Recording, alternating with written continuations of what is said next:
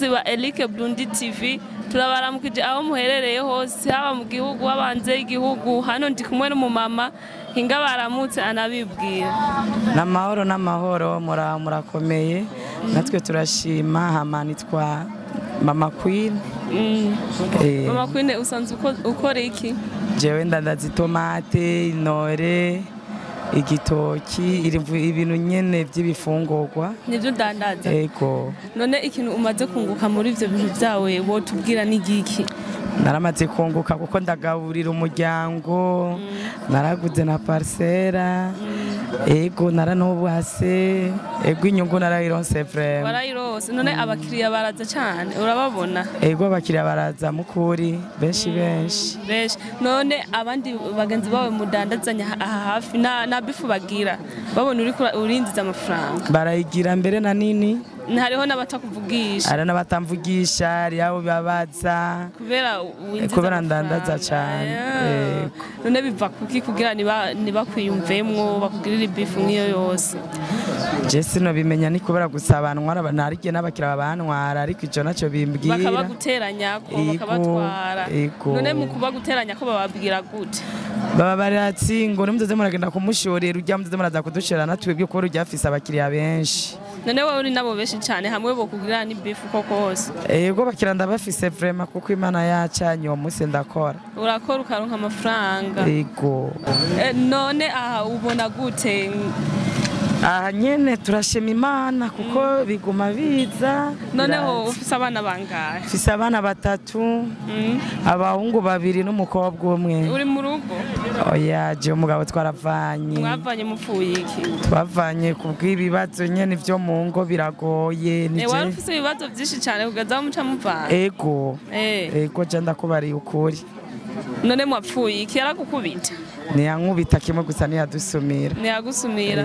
We gusa wahisemwo kuca nibana. Kuca wibana wenyene nawe yibana. Ego. Wahisemwo neza. Ego. Merci. None tuzagaruke kandi kugutemberera. Karibu je ndi ngana ngaha. Yes. Tama.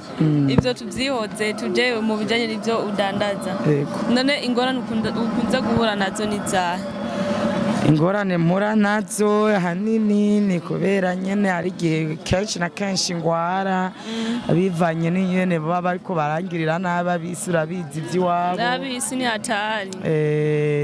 Hari gihe bangirira ibigeragezo bakandoga nkamara iminsi ndi nyamuragi utavuga navuga ariko Imana ikaguma icinzira. Ikaguma icinzira uburiho no gusenga Imana ikagufasha. Amen. None nta kindi kintu atari ivyo byonyene.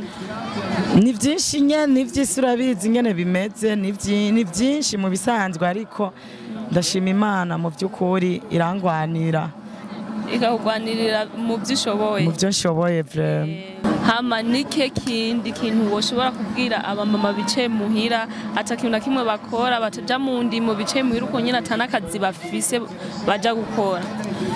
Akamono baha barakona abo bibabereye babona ko bibabereye bakaba bafise n'ivyo bihumbi 5 ivyo bihumbi 10 kuko najewe kugira nduge uko onye natanguje ibihumbi 5 ariko ubu uraduga nyene ubu ndaduga ngeze muri 300,000.